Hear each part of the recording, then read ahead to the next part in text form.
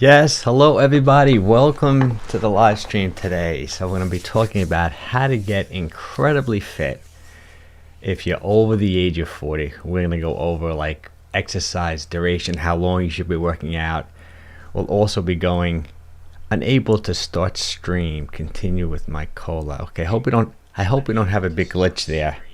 I had a couple of glitches starting this whole thing when it came to like time scheduling. I put in 12 o'clock and for some bizarre reason when I looked around, no, I put in 12 o'clock and it came back at like, I think 11 o'clock, and then I put in September, then it flipped it to October. So right before the live stream, I had to like flip a whole bunch of things around, but I hope everyone's going to show up. I hope it goes well. So we're going to talk about how to get incredibly fit over the age of 40. And we'll go over, like I said, exercise duration, how often you should work out, how long you should work out, and how hard you should work out, duration, frequency, and intensity. And these are pretty debatable topics. There's a lot of different opinions upon it. But as you know, I've owned the gym in New York for over 37 years, and I've been experimenting with every possible, type of workout, type of intensity, type of duration, frequency. So I'll give you all my opinions, and we'll break it all down with a whole bunch of slides. But okay, good. We got some people in the room, so I hope it's working out. Hey, Jeff is here. Thanks for showing up, Jeff. Say good morning. This is Jeff. Mike, only glitch on this side was the usual missing the first few seconds when you went live, but it sounds good. Oh, thanks. You know what? I specifically turned off monetization. I think that's a thing that automatically goes on, and when monetization is on, that means they're going to run some ads in front of the video. I start talking, and those ads run for like 15 seconds, so I didn't think I would get a delay, so I'm surprised why we had one. But thanks for telling me. Hey Chris, thanks so much. Sounds good. Thanks so much for showing up. This is a great stuff. Maybe everything worked. I'm not sure what's going on. I'm supposed to go live on LinkedIn, Facebook, in a couple of different groups. My time restricted eating group, the people who bought my intermittent fasting course, my low carb group, and live on YouTube. So I hope it's going out on everything, but we'll see. So this is what we're generally going to cover today. Let me give you an overview. I got about 8 slides. And at the end of it, we'll do my normal thing. Ask you questions along the way, but we'll do a nice Q&A. And then I'm going to give you some meal examples of some meals that I've been eating this week, just to give you my style of eating. But I know a lot of you guys who've been showing up, gals, know my style of eating. Oh, Rita's, hey, Rita, thanks for showing up. So nice to see you. So nice to see you too, Rita. I appreciate you showing up again today. So this is what we're going to cover today. And the main takeaway from this is not necessarily exactly the exercise and the things, is the whole thought process and concept of how to design like a really good exercise program if you're over the age of 40, when it comes to cardiovascular fitness, when it comes to resistance training, when it comes to just living an active lifestyle. We're going to cover all these different things. And here are my general rules. And this is the big takeaway more than the individual slides. Hard workouts should be short. So if you're working out hard, keep that in your head. Most of your workouts should not be that hard. I would say 75-80% of your workouts should be easy to moderate. And if you're working out hard, it should not be long, because it's not good for you, especially over the age of 40. I'm going to break that down in more detail. Long workouts should be easy, right? Or could be easy. Maybe I should have worded it like that. Like taking an hour-long walk, a long, easy walk. I love that. Work out to create the response you want, meaning that this coincides with number 3 and 4. Like number 4 said, don't control your weight only with exercise. It's not a good long-term plan. This is what I mean by that. When you're exercising, think about the response you want from the type of exercise you're doing. Like for example, when you're doing cardiovascular fitness, especially when you're doing those short, hard workouts, the main goal is to make your cardiovascular system stronger, increase your VO2 max. I'm going to break that all down for you as we go, right? So that's the main goal. Not necessarily looking at how many calories you burned, when you did that hard 20-minute workout, because it's somewhat irrelevant. Now, yes, you're burning calories, and it will help, but the main benefit is that you're increasing your cardiovascular strength, and there's a direct link with longevity and the quality of your life, how long you live and how you're functioning when you're older, if you have a high VO2 max, maximal oxygen consumption. I'm going to break that down in the video too. Like for example, when you're lifting weights, once again, don't look at like how many calories you're burning when you're lifting weights. You're lifting weights doing resistance training to increase your muscle mass, right? So you're strong and healthy and fit when you're older.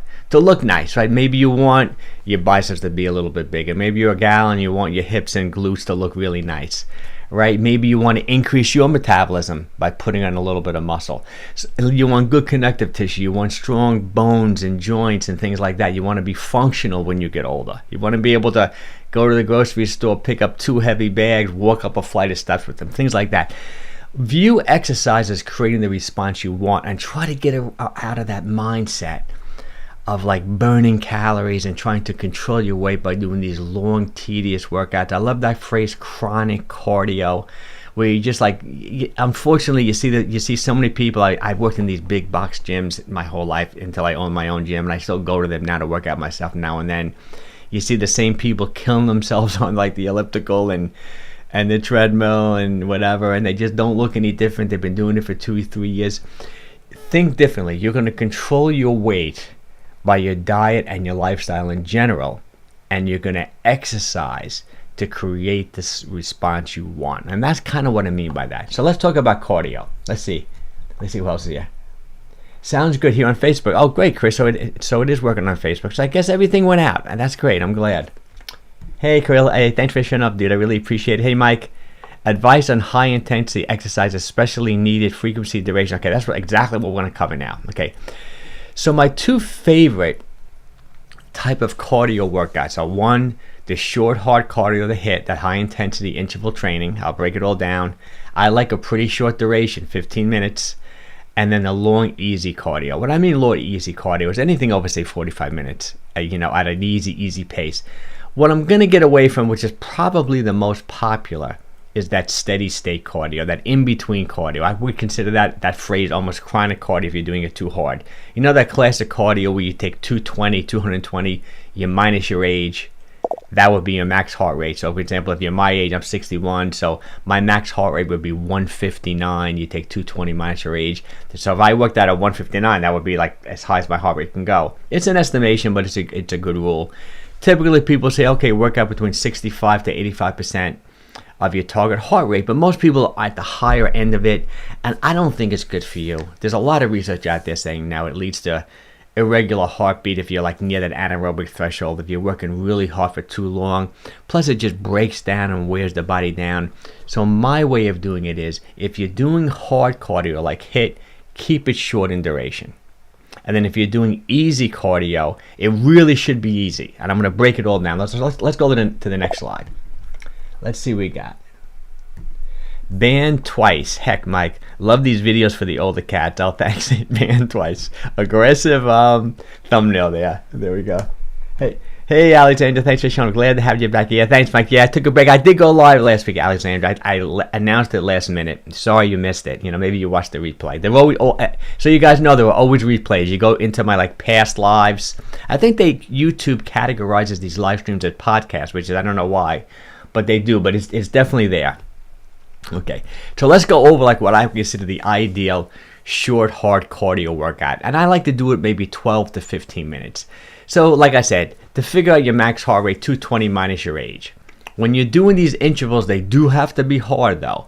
I don't think you have to go to max heart rate. I know some people like to. I think 90% of max heart rate is more than enough. So I have my calculator here. So I'll pick. Since we're dealing with the title of this 40, let's go with 40. Let's take someone who's 40 years old, right? You're gonna minus 40 from 220. That's 180 heartbeats per minute. That would be their max heart rate. The only way to really know is if you had a stress test done, or I was in school, we would put someone on a machine, we'd ventilate them, and we'd take them to max heart rate. We'd push them really hard in the treadmill, and when the heart rate just would not go any higher on a treadmill at high intensity, we know they're at their max heart rate. And then we would also calculate their VO2 max and all that. So let's multiply 180 times 90%. So that would be a heart rate of 162 if you're 40 years old. So for example, first you want to warm up. Pick any piece of aerobic equipment you have. Or it could be outside if you like to run, if you like to sprint.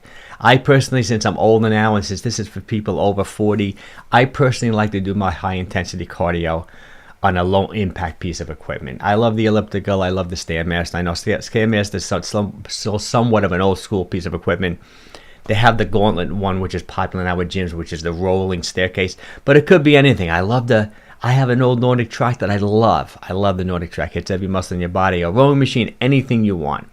You don't want to just jump into a high intensity, interval. You want to warm up. So say you get on the elliptical, you do your 4 minutes, increase your body temperature. Warm up stands for truly warming up the body, increasing your body temperature. Your muscles will automatically become more elastic, more flexible. Plus, all your people, it's hard to visualize this, but all your joints are encapsulated. I mean, you look at a skeleton like this, a skeleton behind me. Let me change pictures, maybe you can see it. See the skeleton back there? Everyone thinks, not everyone, but a lot of people feel that, all their joints are just open with muscle around the body, but they're really not. Your joints are encapsulated, and there are fluids encapsulated in every joint within your body. And one of the main fluids is synovial fluid. Think of synovial fluid like the oil in a car engine. And the viscosity of that oil, of the synovial fluid, actually heats up and gets more lubricating. So when you're warming yourself up, not only are you mentally and physically preparing your body for harder work, harder exercise, you're really changing the viscosity of the oil within your joints, so they're ready to work. Okay, so it's so important to do a nice warm up. Doesn't have to be too long. You can even argue that getting out of a warm shower when your body's hot and warm will also count somewhat as a warm-up. You don't want to take an ice bath and then jump right on, which is popular nowadays, right? The ice baths, they jump right on an elliptical and start cranking on it. You want to warm yourself up. Then I also like pretty short intervals. I sometimes do 60-second intervals, but really, even a 60-second interval, if you're really going really high intensity, you're going to probably fade towards the end. I like more of a 30-second interval. So you warm up for 4 minutes, and then you really go for it. You go pretty hard for 30 seconds. And you can use different ways of recovering. I would say you want to rest anywhere between, say, 30 seconds. That would be a 1-to-1 interval. Or you can rest even 90 seconds. In the beginning, this is what I like to tell people. If you're not used to doing interval training, I would do a 30-second interval, spike your heart rate to maybe 85-90% of your max, then wait as long as it takes until your heart rate comes back down to 120 beats. That's a really great way of doing it. The only thing about that is that you do need to be wearing a heart rate monitor or an Apple Watch or a Fitbit, something that's going to measure your heart rate. But if you're doing it just instinctively, like rate of perceived exertion, that's a real popular term, meaning that you kind of estimate what 90% is. I would do something more like this. I would say do 30 seconds hard, maybe do 60 seconds easy. You only have to do 5 or 6 of those, and then you cool down for 4 minutes. That's going to increase your VO2 max. And your VO2 max stands for your maximal oxygen consumption, meaning that the more fit you are, the more oxygen you can consume. I know it's sometimes I'll explain it like this. It's almost like comparing a race car, like a Porsche or Ferrari, to an economy car, like a Honda Civic. You floor that Honda Civic, it's still going to speed up and do okay, but it's not going to burn as much gas. It's not going to use as much oxygen as if you're flooring a Ferrari with with a 500 horsepower engine that can burn a lot of gas, gets low gas mileage, right?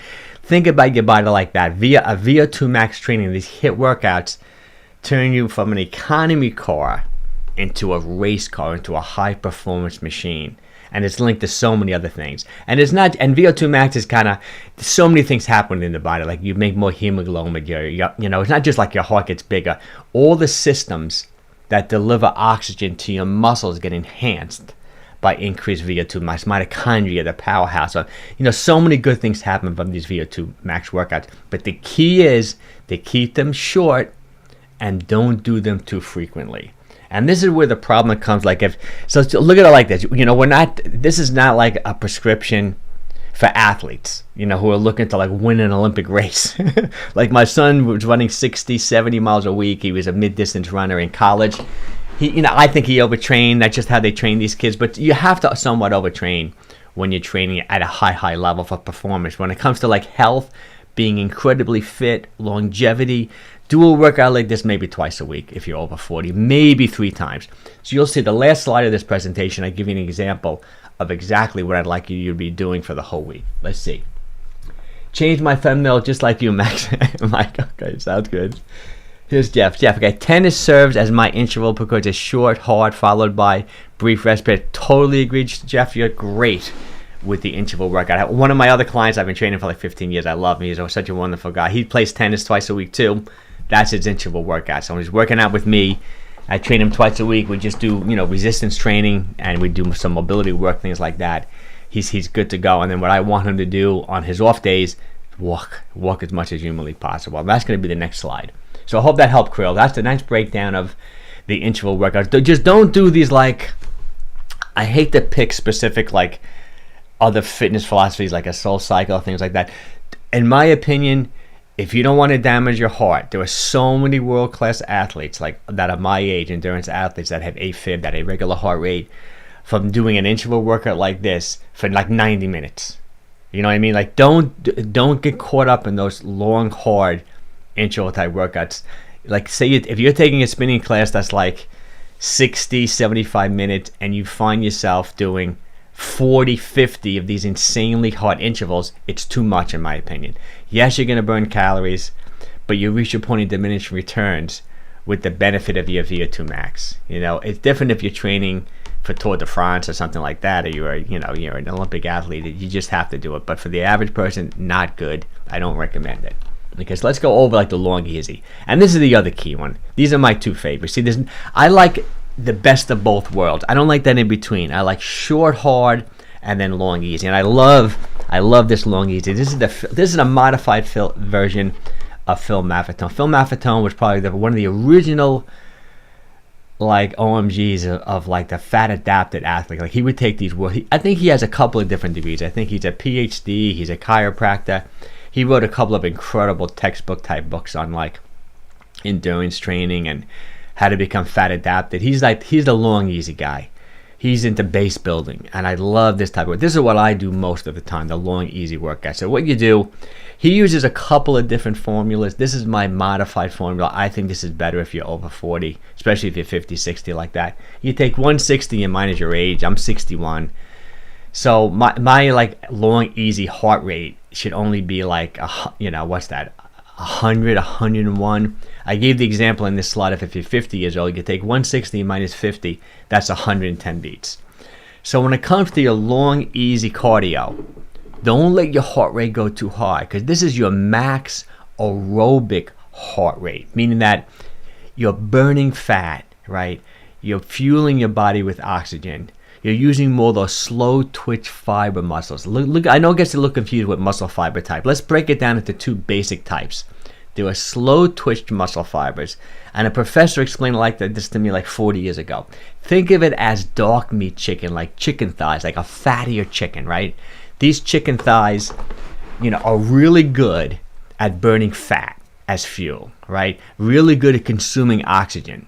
They're fatigue resistant. That means they're not all that strong, but they don't tire. So when you're walking at a low level like this, say you're 50 years old and your heart rate's like beating 100 beats, you're briskly walking, but you can talk to the person next to you, you're not working too hard. You're truly in your aerobic zone, your aerobic heart rate. You're burning fat, you're fueling with oxygen, you're building your aerobic base. But if you started to run and sprint like that interval workout, it flips. Then you switch over to more of the fast twitch muscle fibers, which are more like white meat chicken, like that. Like there's not that much fat in white meat chicken compared to dark meat chicken.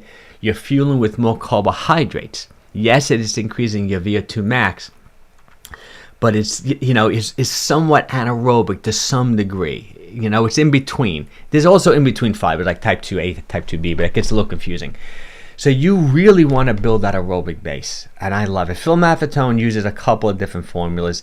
If he's working with athletes, he may go 180 minus your age, but he says if you're older, or if you're taking medication, anything going on with you, 170 minus your age. I like 160 minus your age because you want to really walk at a comfortable pace. And this is his system, and I absolutely love it. If you want to try this, pick a distance.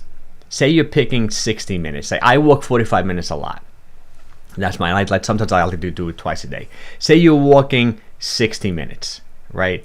And your heart rate's not going to go above, say you're 50, and you don't want your heart rate going above 110. So you're really briskly walking. Maybe there's even a little bit of an incline the whole way. You want to keep on covering more distance within that 60-minute time period. And what that does, the more distance you can cover within the 60 minutes tells your body that you're stronger and you're building your aerobic base. But the key is to not let your heart rate go too high. This is incredible for longevity. Plus, I say this every single day on Instagram and my stories. There's nothing better you can do for your physical and mental health than walking every single day, especially first thing in the morning. You get that sunlight, great for your circadian rhythm, great for your mood, vitamin D, you're absorbing the light, even if it's raining out. Get outside, start walking. So those are my two favorite type of workouts. This thing, you literally can do it every single day. I would say at least 3 days per week. The HIIT workout, the high intensity, I would limit it to maybe 2, no more than 3 times a week. Because if you start doing it more, you reach a point of diminishing returns. I don't think it's going to really increase your VO2 max anymore. It's different if you're an athlete, or maybe Jeff, you're training for some type of tennis tournament, then you may have to overdo it.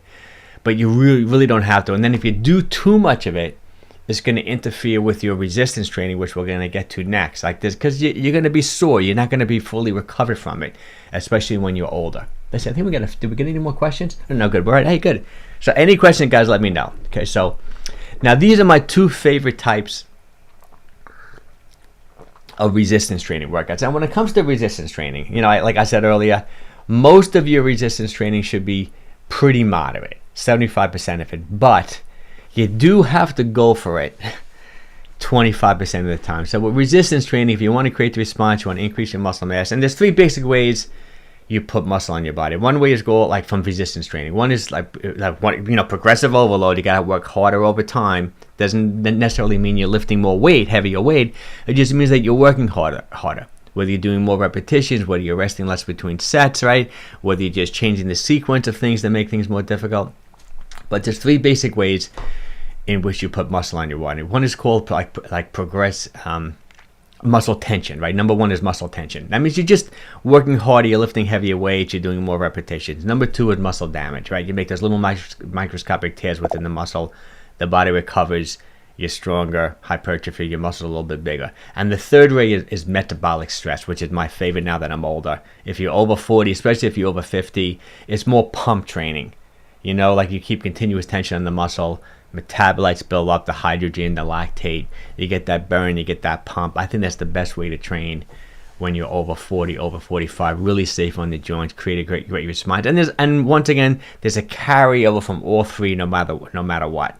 And all rep ranges build muscle, maintain muscle, whether you're doing 3 reps or whether you're doing 30 reps. It all works, it all comes to intensity. If you're working really hard or relatively hard doing 3 reps, or working relatively hard doing 30 reps, you're going to put on muscle and maintain muscle mass doing both. It's kind of whatever you like. In my opinion, when you're older, I like the higher reps, the lighter to moderate weight, keeping continuous tension on the muscle. We're really going to break that down really well. Let's see, Alexander's got a question. Okay. If you exercise for only 30 minutes a day, could you exercise 6 times a week? Absolutely, sure. But I just would do different things, Alexandra. I'll try to break it down here. You'll see in the example. Like one day you can take a long walk in the morning or a 30-minute walk in the morning and then do your HIIT workout. Day 2, maybe you do your 30-minute resistance training, right? Day 3, you're going to mix it up. But I'm going to break it all down in the last slide, which is like slide number 8. So let's go over these 2. So we got the short, hard training session, which can be as little as 10 minutes. Could be like 30 minutes, right? If you're working out really hard, though, it should be relatively short.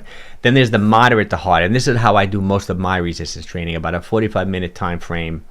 And then when I say moderate to hard, since you're working out longer, I will cycle intensity, meaning that I'll look at it over like a 12-week period. I may start off not too hard, and then those last 2-3 weeks, I may really go for it, and maybe do some reps like pretty close to failure for my last like 2 weeks within the training cycle. But let's go over like the short hard. And it's interesting, I made a little note of Arthur Jones, the first gym I ever joined. And I don't know if you guys even remember Nautilus equipment. It was an Arthur Jones gym. And he really put the whole fitness world, flipped the whole fitness world upside down, because at the time, this is like in the 70s, at the time, the most muscular guys in the world were guys like Arnold Schwarzenegger, Franco Columbu, you know, all the classic Frank Zane, you know, that, like the guy. Let me show the picture. I always reference his picture. Let me get rid of this. Oh, that's a little blurry. I don't know why that's blurry. Let me see if I can get the blur to go away. Sometimes you gotta refocus. See, that's Frank Zane behind me. He's my favorite bodybuilder. Incredible physique. Probably the all-time best physique. They were all doing these like long, hard, tedious workouts. Like Arnold Schwarzenegger would spend like an hour just training his chest. You know, it was like incredible. And then Arthur Jones came along and said, you know what, this is ridiculous. He's like, he's a very science-based guy. He said, all you need is like one hard set per exercise. And you do it like 3 times per week. Like Arnold was doing, oh my God, they would do like 50 sets of chest, 50 sets of back, 50 sets of, yeah, it was like crazy. And I did both. But the first gym I joined was an Arthur Jones gym, Nautilus gym. I was so happy I did, because it gave me such a good foundation. And that's my thought process. And a lot of people agree with this too. Some of the newer guys were like a Mike Metzner or Joran Dates, you know, the Mr. Olympia for many years. He was a short duration, high intensity type trainer. I like those type of workouts, but they really do have to be relatively short and pretty hard. So here's an example. You would do one set of 4 to 6 exercises for, say, lower body, one set of 6 to 8 exercises for upper body, just 12 exercises for the day. It could be a circuit. And we talked about Chris. I think he's looking to do more now, though. But Chris was just doing a circuit. I love those circuit workouts. I think it's a great place to start. You know, leg extension, leg curl, leg press, done with legs, one good hard set. You know, chest press, chest fly for chest, seated row, lat pull down for back, lateral raise, shoulder press for shoulders, bicep curl, tricep extension, couple of ab machines in lower back. One really good hard set. Couple things to keep in mind.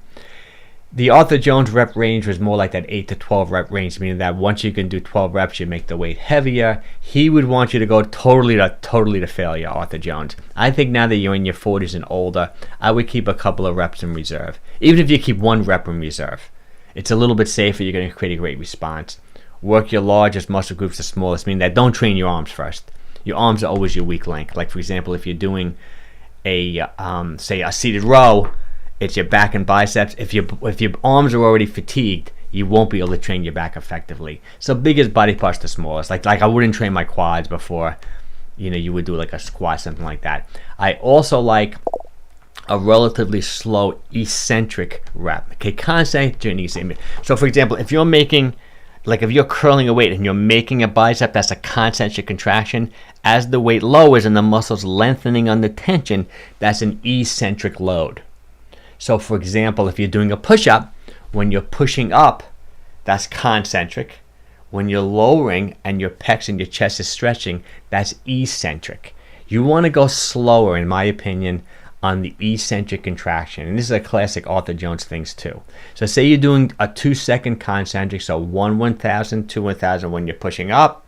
You want to lower yourself for 3 seconds. I like a 5-second rep cadence. I think it's great. Let's see. Okay. I'm 47 and 100% on the lighter weights as you get older. Injuries are no. I totally agree. And you can get a great workout now. It's really been circuit work. Yeah, I totally agree. It's kind of interesting because there's even been some really good science. I forget the guy's name, Brad something. He's like a PhD, really smart guy. He did a whole bunch of like research and studies that really did show that you can put on just as much muscle lifting lighter weights if you're following like a concept like this. If you're working hard and you're closing the muscle down, you really can. And it's so much easier on the joints. I always personally felt that doing like 20 reps where those last 3 or 4 reps are hard, it's more challenging than just doing 3 reps. I always thought there's more neural drive, there's more concentration. There's even more like chronic fatigue, like long-term fatigue. I like high rep training, but even 12 reps is a nice rep range. That's a classic rep range for hypertrophy. Over the years, people always felt they liked 12 reps. I always liked more. I'm more 15 to 20 reps for me personally. And the whole idea is that if you're doing this to get muscular and more stronger and hypertrophy, then you want to keep on working harder to a degree. I like to work in those 12-week cycles. Like you start week 1, you increase the intensity. Those last 2-3 weeks, you really go for it. You're stronger, you're fitter, you're looking great. Maybe you take a week off and then you get going again. Similar to taking diet breaks, right? Let the body settle down. You created a nice response. Start the cycle again. Maybe change up the routine and go through this again. And this you can do twice a week, maybe 3 times a week. I'll give you an example, like I said on the last slide, of how to break down the whole week for yourself. And I like full body workouts. I really do. Sometimes I like splits, but for something like this, on a short hard, like an Arthur Jones type thing, I would do full body workouts. But I do like splits. Like another way of doing it, like for example, if you're over 40 and you want to do a little bit more of like maybe a little bit more of a bodybuilding-ish type thing, maybe you would do like on a Monday, you would do a full body. Tuesday, you can do a split. You would do like lower body, and maybe Friday, you would do upper body, and you can increase the volume there. So maybe do, instead of just doing 1 set, maybe you want to do 2 to 3 sets per exercise. That's another way of doing it, which I do too. And once again, I've made a note, it could be as little as 10 minutes.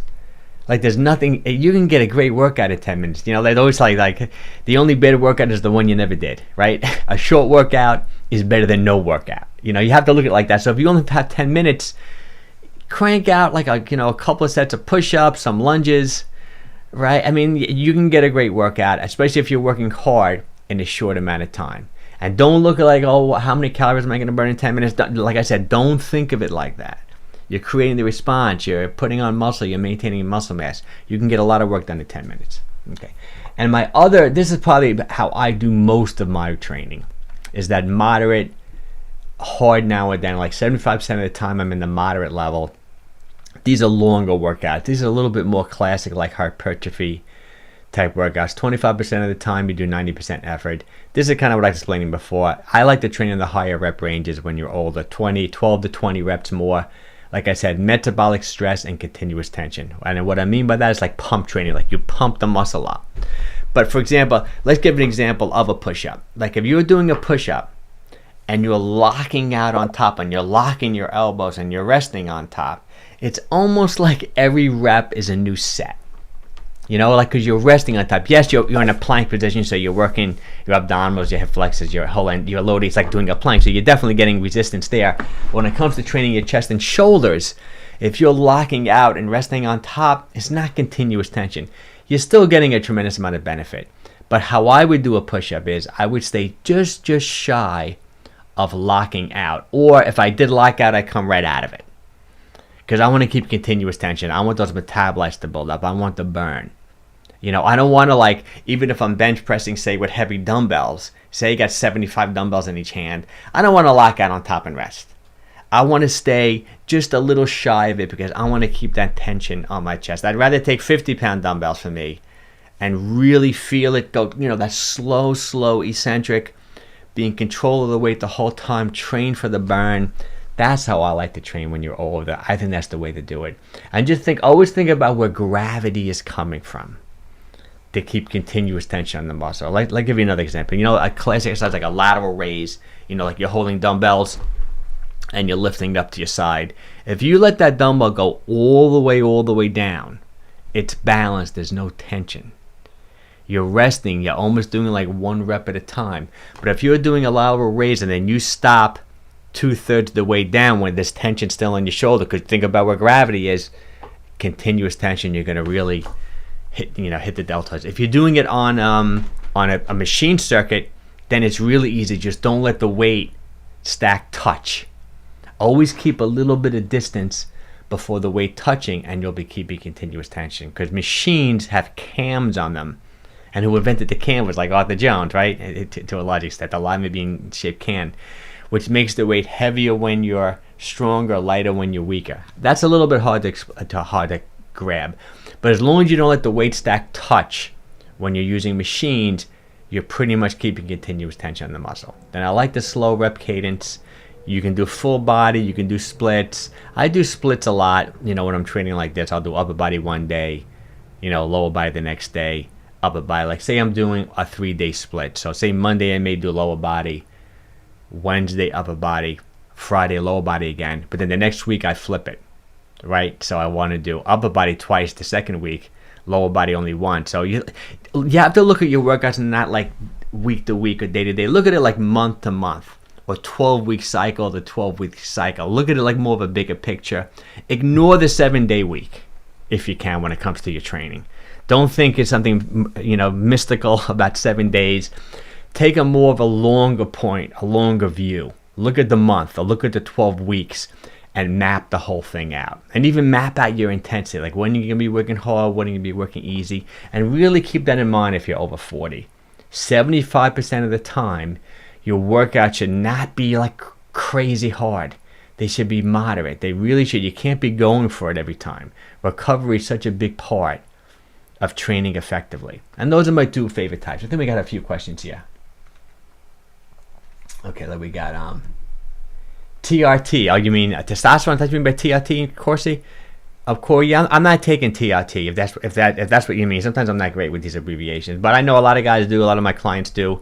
Definitely some pros and cons. It works. I mean, hey, there's definitely something to it. There's no question about it. I'm 61. I never took it. I haven't even tested my testosterone in a long time. I'm due for a physical in the first of the year, so I'll probably maybe I'll ask them to check mine. I feel pretty good, And I've said this before, and it's so true. I think, and I'm 61. I've trained thousands of people. I like to say, like, I've been there. I've seen it all. I have seen many times though where men, like in their 50s, go on testosterone. They feel good. They like it, but their partner, I'll use the example of a man and a woman, like their wife is not on hormone, is not doing anything, and there's a little bit of an issue there. Men, your libido really goes up. And if your partner, if your wife or whatever is not on the same page with you, they could be an issue. I recently had a client who did it. He felt great, but he said, Mike, I felt like I was going to end my marriage. I just stopped. I did feel a little bit better on it, but my wife was not, I didn't want to ruin our marriage. It's kind of interesting. There's a lot of factors. You really got to discuss it with your doctor and discuss it with your partner and this and that. The whole thing, the pros and cons to it. There's definitely a lot to it. No question about it. Let's see, Chris. This is Chris. Good, Chris. I always train day 1 chest and back, day 2 legs, day 3 shoulders and arms. Am I doing this wrong? 4 to 13 reps per set. Okay. Essentially, because when I was young, that was a routine that I did really well on for many, many years. I trained like that a lot when I was in my 20s and 30s, but I was doing high volume. Like that's when I was training a little bit more, like I said, like an Arnold or like a Frank Zane type things. Like I would spend literally 90 minutes training chest and back, and I would probably rather you don't do something else. I know it's very popular even today in bodybuilding. I think it's popular because I'm not really in it like I used to be. Like I used to train people for physique shows, but this is a long time ago. But I know it is popular for younger guys. Like I know I'll give you my son. A lot of my son friends, he's 23, he'll be 23. They go to the gym and they do 1 body part a week. They may literally go do chest Monday, arms Tuesday, shoulders Wednesday. This is better than that because at least you're giving yourself rest, but I probably would want you to more hit a body part twice per week. There is a carryover, like when you're training your chest and back, you're obviously working your shoulders and arms because you're doing compound movements. Like when you're doing a bench press, you're working your shoulders, deltoids, and triceps. When you're doing a row or pull-up, you're doing your back and biceps. Legs, you're probably hitting your whole leg, like whenever you're just doing a squat or a lunge, quad, glutes, hams, you're hitting everything. When you're doing your shoulders, though, you're not hitting your chest and back too much. I'd probably rather you do 2 body parts per week, meaning maybe literally do a full body, like I said, maybe on a Monday, upper body Wednesday, lower body on Friday. I'd rather you do that and hit each body part twice a week. Plus, it creates a nice variety too. It's nice to train your whole body in one shot. It feels real good. I'd rather you maybe do something like that. But you can do really well on this routine. If you love it and you're doing well, I think you mentioned last week though that you don't feel like you were putting on muscle like you'd like to be. I'd rather you hit a body part twice a week, and I wouldn't go down to 4 reps. I'd rather you in a higher rep range than that. I'd rather see you more in the 8 to 12 rep range, or the 12 to 15, rep range for sure. 4 reps, I think it's, I wouldn't want you training that heavy. I know you're in your 40s. I mean, you could if you love it. If you love it, you know, like when it comes to deadlifting, if you're doing movements like that, but I would really watch some good videos or maybe work with someone at the gym and get really good if you're doing those like deadlifts, you're doing things like that. But I'd rather you do more hypertrophy type training. I know you lost so much weight, you're doing so good. I'd rather you more, I would see 12 to 15 reps, hit each body part twice per week. And then you also want to save time for your HIIT. You want to do your HIIT twice a week. And then I know you're walking and just walk yourself to death. You just keep on constantly walking. So you could do, so not to give you my long-winded answer. If you love this routine, I think you can do well with it. But I'd rather you hit each body part twice a week. So that would be my long-winded answer. Oh, hey, thanks for the super chat, Alexander. It's so nice of you. I really appreciate it. I was simply thinking 3 days of resistance and 3 days of cardio for 30 minutes, each 6 times per week, Monday to Saturday. No, I love it. I think that's great. I think you can do great. So you say you're doing what I just explained to Chris. Say you're doing. I probably, in your case, Alexandra, I probably would do full body Monday, Wednesday, Friday, or Tuesday, Thursday, Saturday for 30 minutes. I probably would do that. And then cardio, you can almost do both at the same time, meaning that when it comes to cardio, maybe 2 days out of the week, do that high intensity. So let's say you're doing Monday, Wednesday, Friday, you're doing your resistance training for 30 minutes. On the high intensity cardio, I want you to do 2. It could be Tuesday, Thursday, or maybe Tuesday, Saturday. First do the HIIT, which will take you 15 minutes, but then stay on that piece of cardio equipment and just do easy. Just do a really long 15-minute cool down. You know what I mean? So you get your 30 minutes in. And then one day, just do the 30 minutes at a moderate level. You know, like 120 beats of your heart rate. Okay, so Monday, Wednesday, Friday, 3 days a week, 30 minutes resistance training. You can do full body 3 days, or if you want, you can do what I said to Chris. You can do 1 full body day, 1 upper body, 1 lower body day, and then you're hitting each body part twice per week. And then when it comes to your cardio, do 2 hits. Start your cardio for 30 minutes. It'll take you 15 minutes at high intensity. Then do 15 minutes as a longer cool down. Plus, psychologically, it feels nice after you just did a really hard HIIT routine, just to like cool down and just do whatever you're doing easy for 15 minutes. And then one day, just do the moderate 30 minutes at like a low heart rate. You know, I would do that formula of 160 minus your age, and don't let your heart rate go above that. You know, I think that's a great routine for you, for sure. Okay, let's see, Jeff. Okay. Having to be at work at 8 a.m. gets in the way of the morning walk planning. I know that happens to me too. Like I was just talking about, I mean, sometimes I had a lot of early morning clients this week. I was training people at 6 o'clock, so I miss it a lot too. I mean, but Jeff, do what I do. If you can, get that early morning sunlight though somehow. You know, 8 p.m. I don't know if you're waking up at 6:30. Get outside. I don't know if you drink coffee like me. Drink your coffee outside for 10 minutes. Get that circadian rhythm sunlight. You know, I don't know if unless you're walking to the train or you're walking to work, then you're covered. But if you're just jumping in the car with your sunglasses, you need that little bit of early morning sunlight. So important for circadian rhythm. Jumpstarts your whole system. I think it's key. It'll put you in a better mood. You'll have better focus. And I'm stealing all this stuff from Andrew Huberman, who I talk about all the time. The guy who has that podcast, The Drive. No, that's Peter T. The Drive. His is called Huberman Labs. He's the professor from Stanford. He thinks the singular most important thing you can do for your health is to get early morning sunlight. And he's like, he talks about it constantly, and he's really got me on page. I feel a difference. I feel like I think better, my focus is better, my mood's better when I get that early morning light. So if I don't have time to walk, I'll just drink my coffee outside, even if it's just for 10 minutes. Even on a rainy day, I'll sit on my porch and do it. Okay. This is okay. Let's repeat Jeff's question. Having to be at work at 8 a.m. gets in the way of my morning walk. Just can't get up that early. Okay. Do you recommend on my non-tennis days walking as soon as I get home from work? Yes, absolutely.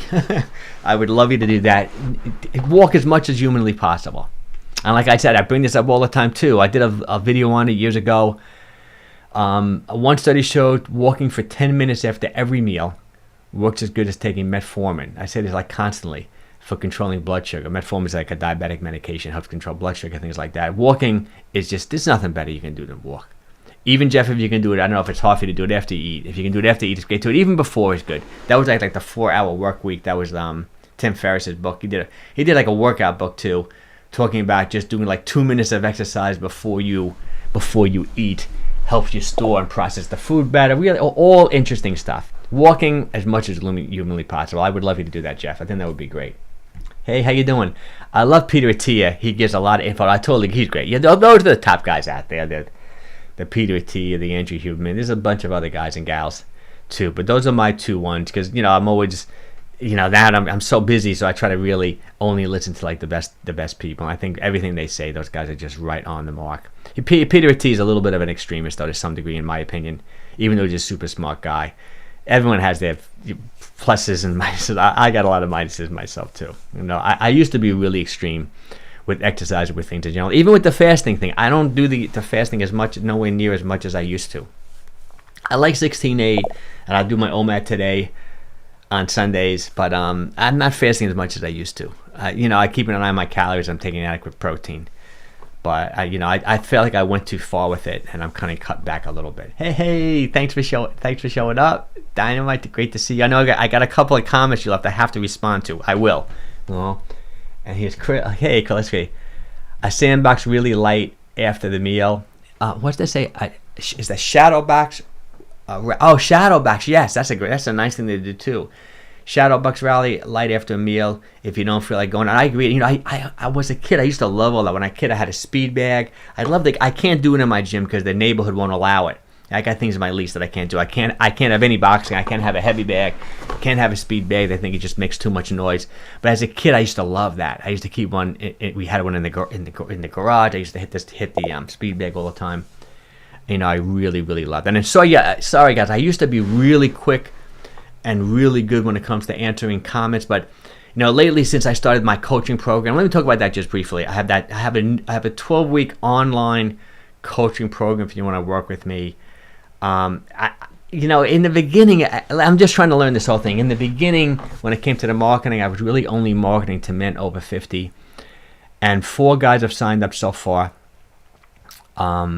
It's like online coaching, one-on-one coaching. I'm going to do once a week. There's going to be a group live like this, but on Zoom, so I can see each other. And so many women follow me on Instagram. Actually, my video on Instagram now hit almost 7 million views. I can't believe it. There's so many gals are following me, and now I'm going to offer it to women. A gal signed up. Such a nice gal signed up this week.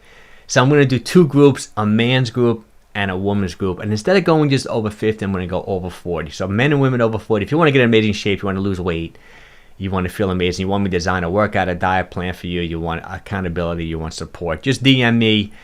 I'll send you all the details, or you can message me after this. And my email is 𝘾𝙊𝘾𝙃@gmail.com, 𝘾𝙊𝘾𝙃@gmail.com. And I also made it affordable. There's 2 options. One option is if you want to join the group, it's much less expensive. You still get one-on-one and an onboarding call, but if you want though, if you want me to be all over you and do videos, one-on-one videos every single week or every 2 weeks, it's a little bit more expensive. So let me know. So I literally on Instagram, I'm running these little things in my story saying, if you want to lose belly fat in 90 days. I did one for women, like 120 women contacted me. I haven't even got back to half of them yet. I'm just contacting them every day. Same thing with the guys. I ran an ad like that, and like 60, 70 guys contacted me. So sorry when it comes to the comments. I used to be so quick at responding to people's comments on YouTube and Instagram. It's taking me a little longer because I have so much going on, but I will. Hey, Mike. Sometimes when doing the side plank, I feel the thoracic spine a bit. You definitely could. Not always. What's your thoughts on the exercise? Is it good for your obliques? I think it's great for the obliques. And what we're talking about here is, there's like a front plank. There's a side plank, which really hits 𝘾𝙊𝘾𝘾𝙃. But 𝘾𝙊𝘾𝘾𝘃 does attach to your ribs, which wraps around to your upper back is called your thoracic. There's 7 cervical vertebrae, 12 thoracic, and there's 5 lumbar vertebrae. What I would say is, one thing is, I don't know how you're doing it, but I don't like when you go low. Some people like to go low and then plank up, because when you go low in that position, it's an eccentric load, and you might be flexing yourself into a position beyond your active range. So that's one thing I would keep in mind. You really want to stay just straight. I personally like to do them off the elbow. I know some people like to do it off the wrist. For me, There's a lot of wrist extension if you don't have the mobility there. But there's some other things you can try too, which I really like. I like, and this is a lot of Stuart McGill stuff. I talk about him all the time. He's that professor from Stanford, specialized in lower back. You know what you can try too? I love doing the like the fireman carries. You hold a dumbbell in one hand, and then you just walk slowly. If you're holding the weight in your left hand, you're getting a great challenge to your quadrilateral on the right side. If you hold two weights, it's balanced. You know what I mean? I've been doing that lately. I really like it. But I do like the side plank. I would really, I don't know, it's easier for me because I have a gym with like a wall of mirrors. Sometimes you may not be lined up like you think you are if you're really feeling in your thoracic. But if you can do it in front of a mirror and you really get straight, I like it too for the neck, because just think it's a nice challenge for the opposing sides of the neck. Because you got to think of like who used to do this? I think it was Paul Chek. He's like a famous fitness guy, like my age, has a tremendous following. I think he would take like a stickball bat or maybe like a broomstick, and he would line it on someone's back. When they're doing like a side plank, just to see if so you can visualize it from the top of your head to your, the bottom of your pelvis, to really visualize that, really creating that straight line. That's the exercise. It's not going down, it's not going up, it's really holding that straight line. So keep that in mind. That's also a nice cue if you're doing like bird dogs, is to put that. Some people also like to use, the foam rollers. Like if you're doing a bird dog, you put the foam roller on your back. So you make sure you're keeping like everything an even pelvis. Those are all little tricks when it comes to cueing people and all that, which is great. I hope that helps. Then we got my again. Let me give you an example of the week too. Let me blow this up. I think we got a couple more questions though. This was like a slide of the example of how to set it up. Hey Harriet, thanks for showing up. I always count on you showing up. You look great. Thanks for showing up. Let's see what we got here. Hey Rita, let's see what we just got. Okay, I live in an apartment building. If I do some cardio to mix it up by walking steps. So I love that. It's a great idea, Rita. 4 flights, beautiful. How many minutes should be a good workout? I usually do cardio on the Peloton for 45 minutes, walking park 30 minutes. Rita, I think you got it covered there. If you did the Peloton, when it comes to the Peloton though, I would want to know, is it a long and easy?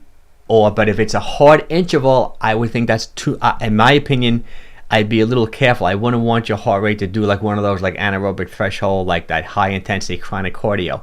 If you're doing the Peloton and it's just a moderate exercise, I'd love it. That could be your long and easy. You can do that, 3 times per week. A walk in the park, that's the long, do that as much as humanly possible. The flights of steps, I'd be a little careful. I love going up the steps. Just be a little careful going down the steps, and just make sure there's a nice railing if you need, and the steps are really clean. Sometimes in apartment buildings, like the steps could be a little, they're painted with that like gray paint that could be a little slippery. I just don't want you to fall and get hurt.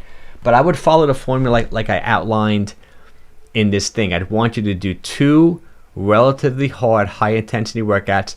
You can even, what you can do, like similar to Alexandra, you can take this Peloton workout and just somehow within that 45 minutes, get your 15 minutes of interval work. Meaning that, let's say you may not be totally following the instructor exactly. Let's say in the beginning of the 15 minutes, you're doing it pretty easy as a warm-up. Then you do your 5 or 6 or 7 hard intervals as part of the workout, the guy or gal, whoever you're following. And then the remaining 15 minutes, you just go easy again. You know what I mean? So you're not really, I just don't want you doing 45 minutes and wind up doing 30 hard 1-minute intervals. It's not good, in my opinion. It really isn't, unless you're doing it at a lower intensity. But you can do that. I like sometimes the people, I don't want to tell you don't get on the interval for that long. It's nice to do a 45-minute Peloton workout. But if you're doing that hard interval, pick a sequence within the 45 minutes where you're just going hard for 15. And then you start off easy and easy. Try that. I think that would be good. And the walking in the park, as much as possible. And the steps on rainy days and things like that, I'd be a little careful with the steps. But if you like it, I grew up in apartment buildings my whole life until I think my parents bought their first house when I was a senior in high school, so I didn't really live there too long. And then, I was like running around on my own. So I grew up in apartment buildings. I loved apartment building living. I really did. I'm very comfortable. I would love to get rid of my house now and move back into an apartment and not have to deal with anything. Just, not deal with the house, the lawn, this and that, and, so I like that. That sounds good. Let's see. Yeah, I hope that answers your question, Rita. Yeah, might be the case that I should keep my body higher, more straight. Yeah, could be that. I would try that. See if you can do it in front of a mirror. It can only help. It's so hard with certain, even myself. Like sometimes I'm working out at home and doing something, and then I go to my gym and I do it the same way, and I look at my mirror and said, "Oh my God, what was I doing?" So that's not. I wasn't lined up right. You know what I mean? Because I do a lot of plank work. I do a lot of ab work. Because after even when I do my treadmill, like I do my bird dogs and my lower back routine and some planks, front and rolling planks. After I walk in the treadmill home, I'm going to do that today because it's pouring out in New York. Horrible weather in New York. Crazy rain. I'm going to watch the football games today. I didn't walk yet. And I'm going to fastest day. Today's my old mad day. I'm going to probably watch the Jet game right after this. I think it's starting right now. So I'm going to end this in like 5-6 minutes. And then I'll walk on the treadmill for probably like an hour. And then I'll do my front planks, my rolling planks. Then I do my bird dogs. Then I also have one of those big Swiss balls. I'll do like a wheel. I'll do a wheel exercise. I'll do some leg lifts, and then I'll cool down with some like full body mobility work. That'll be my workout today, and I'll do it all fasted. And I break my fast today. I think we're also gonna watch. My wife's come from Kansas City, so we'll watch the Chiefs tonight. I think they're on later today, like 4:30. So that's when I'll break my fast. I'll give myself probably a 2-hour eating window. That's a good rule, guys and gals. If you're into football and you're into like watching your calories, I like OMAD on Sundays. Pick your football game, and that's your eating window. I like that strategy a lot. Don't eat before. When the game's over, stop eating. Give yourself a 2-hour eating window. It'll keep your calories in line for when you're watching the football games, which is good. Here's Alexandra. Okay. I should point out that all my exercise is done at home. Okay. I have a stationary bike, an exercise mat, a few dumbbells, and I like 30 minutes after waking up in the morning. Oh, that sounds great. So I would do that. And you know what, Alexander, if that's what you have, I would do, full body 3 days a week, with the dumbbells and all that. And then I would bike 3 days a week. And that's great. And do what I said, like similar to Rita. When you're biking for 30 minutes, make the first 15 minutes that high intensity. Make the last 15 minutes just easy, just to cool down and just get your 30 minutes in. I think that'll be a great routine for you. Let's see. Only Power Zone rides, and some are 60 minutes. Oh, that sounds good. So I'm not an expert with Peloton. I've sat on them because all my clients that I go to their homes all have them. I'm assuming Power Zone rides, I'm not familiar with that phrase, is not high intensity interval. So I'm saying, so they're probably, you're working nice, but it's reasonable. So I like that, Rita. That sounds great to me. That sounds great. I see Krill. Okay. My exercise minimum every day, sit in a deep squat. I love that. I've been doing that, Corelli. It's interesting. You know what? I couldn't do that with my knee for like years and years and years. But since I've been backwards walking now for 2 years and I haven't pulled the sled, my knee is so much better. I started doing that 𝑘𝑡𝑎𝑙. I know you know it. I've been doing the deep squats. I started just holding on just to like deload myself. I would even put put a heavy band around, under my armpits to make my body weight light. And now I'm getting into a nice deep squat. I love it. I was missing it for so many years. I really love it. Same thing. I'm doing the hanging too. I love the hanging. Great for grip strength. Now that's the 𝘾𝑡𝑎𝑙. I know you probably follow him because you're talking about his things.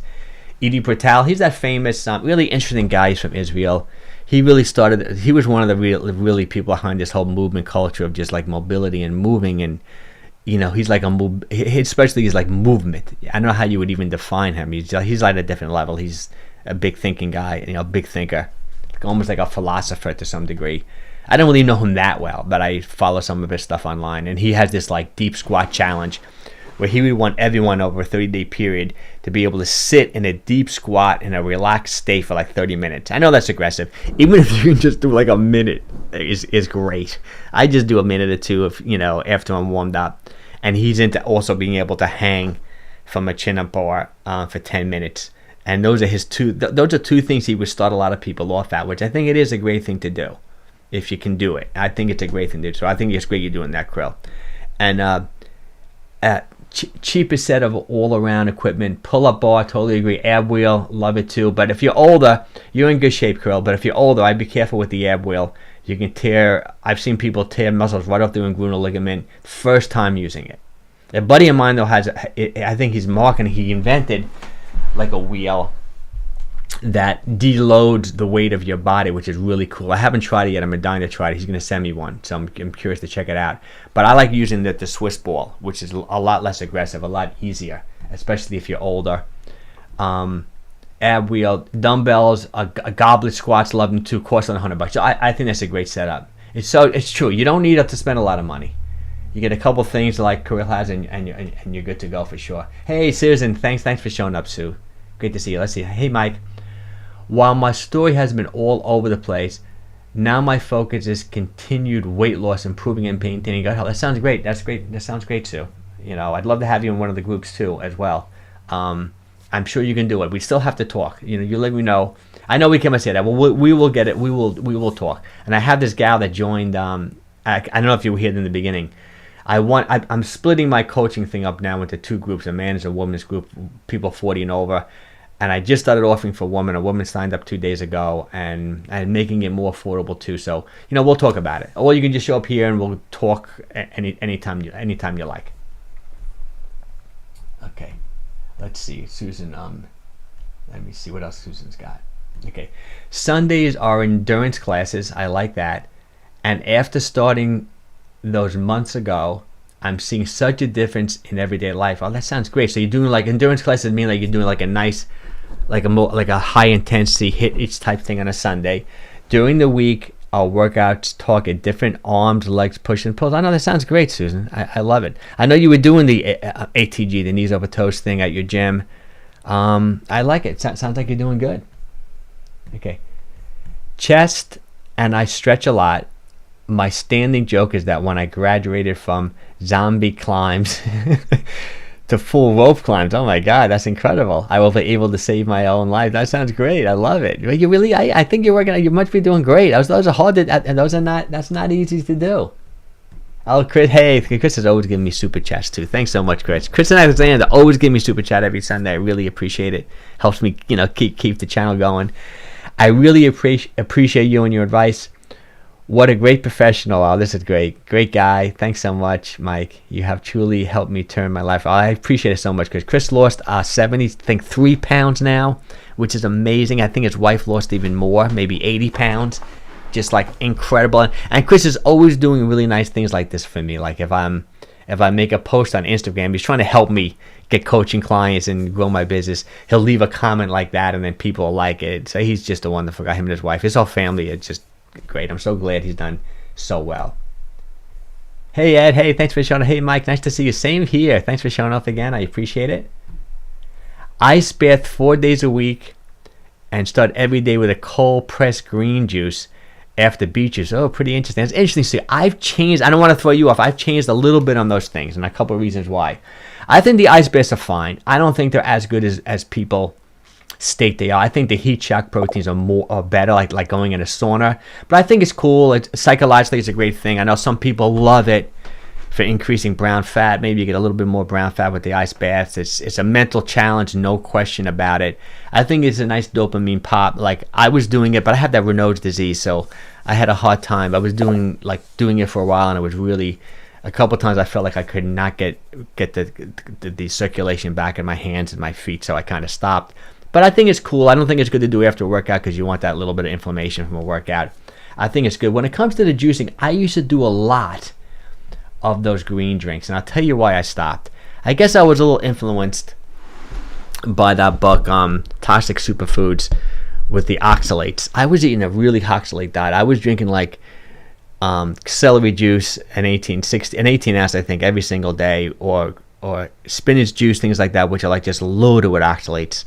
I wanted it because of the potassium. Like a celery juice is like 35-40 calories, 1,000 milligrams, 900 milligrams of potassium, which is great, but it's just loaded with oxalates. And she made such an argument with me, the author of this book. So, I mean, she kind of convinced me that it's probably not a good thing. It's probably not a good thing for your joints either. And some people are predisposed to kidney stones. Even with the beet juice, I don't drink beet juice because the calories are really high. This is the juice part. But I do like the nitrates in beet juice, which convert to nitric oxide. So what I do, I've experimented a lot with the beet juice, and I definitely helped with exercise performance. Can even help low blood pressure. So even though there were some oxalates in beetroot powder, but nowhere near as much of the juice, I do a beetroot powder. So what I would say to you, Sue, is if you're doing the juicing, I would probably really avoid the spinach. You know, maybe do some of the other greens that are a little less. I mean, like the cucumber, and even the celery is less than the spinach. But if I don't want to mess you up, because I know you're doing really well, and the beet juice, maybe you want to try a powder. I buy just the Whole Foods powder. It has just as high in the nitrates. You get all the benefits of the beet juice, but it's going to be so many less calories. We're talking like 20 calories compared to a glass of beet juice, which is 140. And so you don't get all the sugary the sugar from the beet juice. But I don't want to mess you up. It sounds like you're doing so good.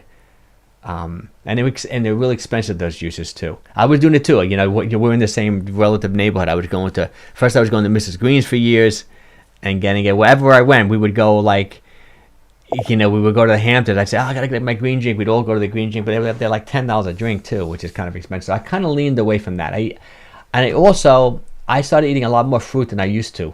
Who influenced me there was Paul Saladino, the carnivore guy, who used to only eat meat, and then he had electrolyte issues. So now he's pretty much a carnivore guy, meat or animal proteins. He eats dairy too, meat, chicken, fish, eggs, things like that, and he eats fruit. So that's kind of what I've been doing a lot lately. I've been eating a lot more fruit. Right now it's apple season. I've been eating like an apple or two every single day. I just absolutely love it. And I've eliminated the juice and things like that, and now I've kind of replaced it with just eating fruit. You see my videos. I have an orange or an apple. I'll show you some. I have some meal examples coming up, and I feel really good. I have to say, I'm feeling really good. I think I even lowered my body fat a little bit too recently. But I think just being sick, it kind of threw me off. Maybe rethink everything. I couldn't believe I got so sick. I had strep throat. I haven't been sick like that in years. Really creepy. I still, I'm just feeling this week, feeling like my strength has totally come back. Because, hey, Gwen, great to see you too. I live on the top floor of a building, so I will try going up and down the steps. Sounds good. More instead of always taking the elevator. No, Gwen, yeah, whatever you can do, Gwen. I know you like to lose some weight, and whatever you can do to be active. And if you can take the steps instead of the elevator, everything counts. No question about it. I like it. And here's Chris. Do you have videos? Do you have videos only you could sell me or customers? I would love to purchase those dumbbell exercises. I don't really sell anything like that, Chris. I do have. I think you've seen all my videos on YouTube. I think you're allowed to download them, right? I think you're allowed to download them. Do I have them on file? I made those videos so long ago. I might have them that I can just give them to you. I have to look to see it. I have an old hard drive that have, these videos take up so much space in your hard drive. I might have an old hard drive, like an external drive, that have the little videos on it. I was thinking about doing a lot more because I'm doing it on the coaching program. But now this coaching program, I use this app that has 4,000 exercises. And I spent a lot of time recording videos, but when I look at my videos, like the sound, the light quality of these other videos that are just done by the app are just so much better. I'm thinking about mostly using those unless I can't find an exercise, or in case there's an exercise where I don't think the form is correct, then I might shoot like a quick video just with my phone just to make sure that the form is correct. But I don't know. Sorry, Chris. Respect to Chris, remember. Yeah, no, definitely. Regarding ice bath, this is Susan. Yes, mental, but my knees are so much better shaped. Oh, that's fine, Chris. So you feel the ice baths are good for like reducing inflammation, help your knees, then I think it's wonderful. It's great. But I love the knees over toes things you were doing, Sue. I love the backwards walking. I love pulling the sled backwards. I love those basic exercises they're doing. The tib work. Susan's following a program, or was a similar program to me. It's called Knees Over Toes. Ben Patrick. Where you walk backwards, where you do these tibialis anterior. That's the little muscle in front of your shin. So it's the reverse of a calf. Instead of doing a calf raise, you're doing a toe raise. They're called like tib lifts, things like that. And there's a couple other things, a couple of calf exercises that are really good for your knees too, that Ben Patrick recommends.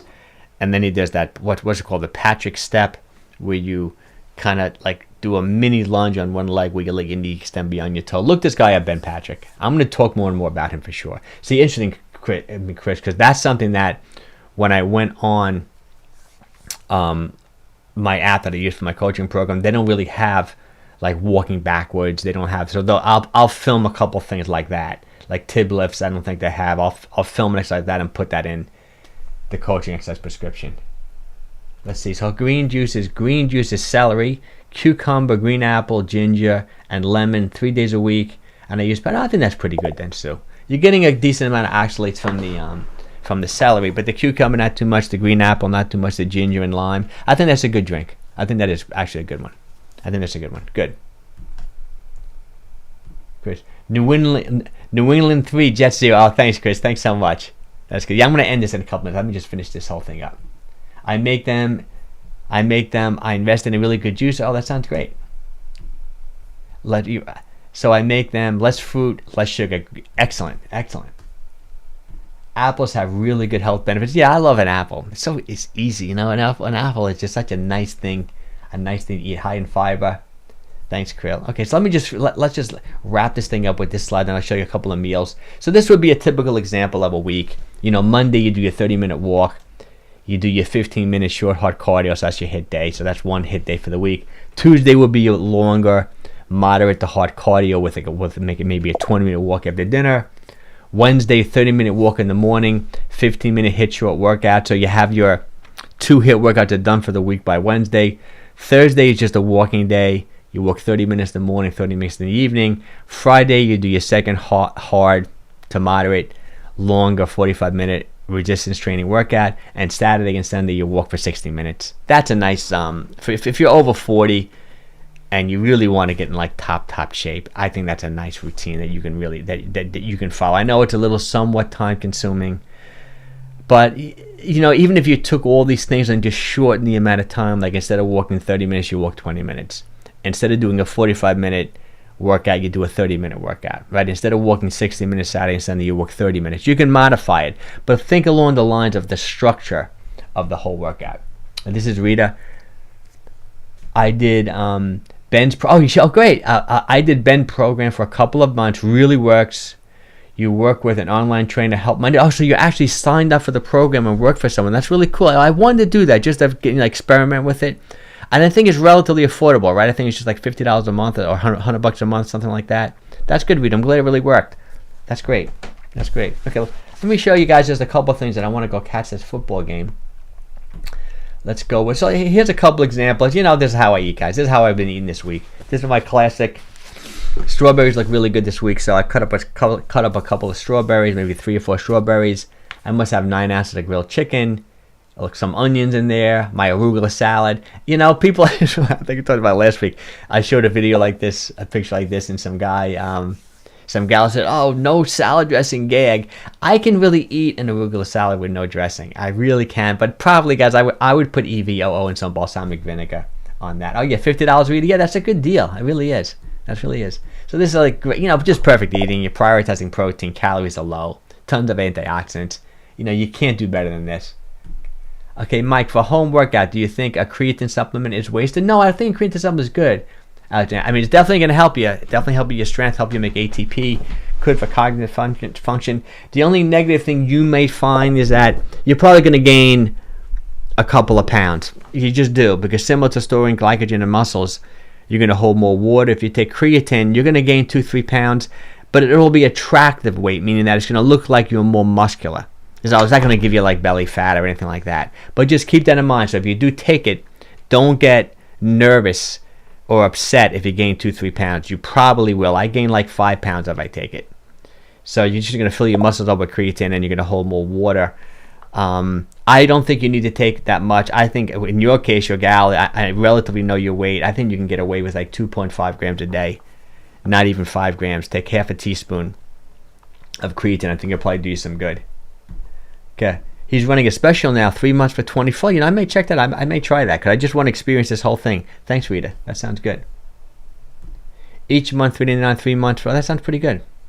That sounds good. Okay, let's give you another meal idea. Let's see. Let me close this one out. I only picked 2 or 3.